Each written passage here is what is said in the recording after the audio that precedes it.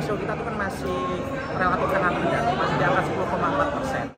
Kalau kita bicara negara Skandinavia, kita bicara Norwegia, Swedia misalkan, tarif pajaknya tinggi loh. Tapi kok bisa? Kami kan menjadi mitra strategis pemerintah otoritas pajak untuk membangun sistem keadilan yang berkeadilan dan berintegritas.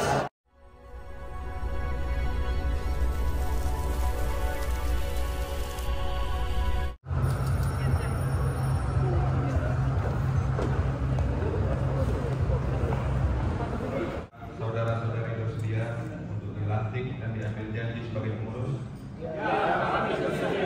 Bahwa saya akan taat dan setia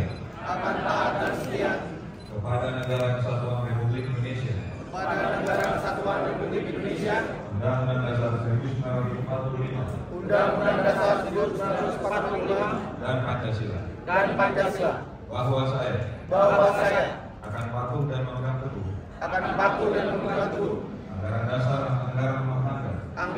dan anggaran rumah tangga serta peraturan organisasi HIPMI.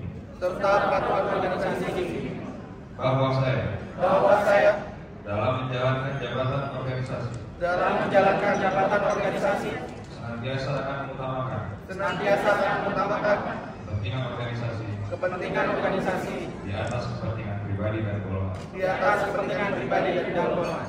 Bahwa saya senantiasa akan menjunjung tinggi kehormatan, wibawa, dan nama baik organisasi Himpunan Pengusaha Muda Indonesia. Semoga Tuhan Yang Maha Esa memberkati saya. Berdasarkan surat keputusan BPP HIPMI tentang mandat penyusunan kepengurusan Badan Otonom HIPMI Tax Center BPP HIPMI, saya atas nama BPP HIPMI yang ini melantik saudara-saudari sebagai pengurus Badan Otonom HIPMI Tax Center BPP HIPMI masa bakti 2022-2025.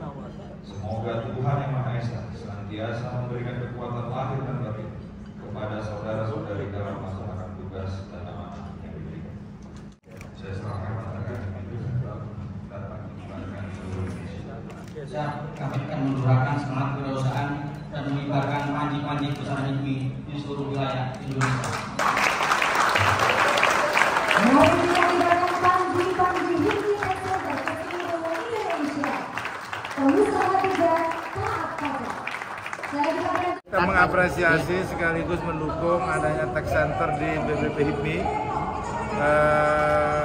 Ini bagian dari Badan Otonom HIPMI yang khusus menjadi mitra pemerintah dalam menyusun kebijakan soal perpajakan. Dan ini penting menurut saya karena perpajakan Indonesia harus ditata lebih baik lagi, baik dari sisi penerimaan, dari sisi pungutan, dari sisi kebijakan lain agar target pajak yang menjadi target pemerintah dapat dipenuhi. Intinya ingin mendorong bagaimana peran seluruh stakeholder untuk bisa meningkatkan mengoptimalkan penerimaan pajak. Jadi saya kira otoritas pajak dalam ini tidak bisa berjalan sendirian, maka harus melibatkan minimal atau pilar utamanya minimal itu legislatif dalam hal ini, kemudian juga adalah pengusaha. Nah, itu minimal pilar utamanya. Kemudian juga saya kira konsultan pajak itu juga perlu dilibatkan sebagai stakeholder untuk optimalisasi penerimaan pajak. Kemudian juga dunia kampus, kemudian juga adalah media, saya kira. Jadi itu harus kita rangkul semua, rangkul bersama untuk bagaimana kemudian. Jadi kalau kita bedah itu tax ratio kita itu kan masih relatif sangat rendah, masih di angka 10,4%. Nah, tentu ini menjadi lampu kuning sebenarnya ketika kita bicara soal bagaimana sih negara yang ideal, negara yang ideal itu harusnya berapa sih tax ratio-nya gitu. Jadi berdasarkan OECD guideline itu kan minimal tax ratio suatu negara agar bisa melakukan pembangunan secara berkelanjutan itu di angka 15-16%. Artinya ketika kita masih di angka 10,4 itu kita harus perlu upaya yang sungguh-sungguh dan bersama-sama tentu yang tadi kita sampaikan agar tax ratio kita bisa betul-betul mencapai titik itu untuk mengejar ketertinggalan. Kita sudah melakukan banyak kajian dan kita beberapa waktu lalu kita dengan Pajakin mencoba mensurvei, karena mereka usernya sudah lumayan banyak, mensurvei apa sih yang sebenarnya menjadi kendala wajib pajak yang masih dipersoalkan.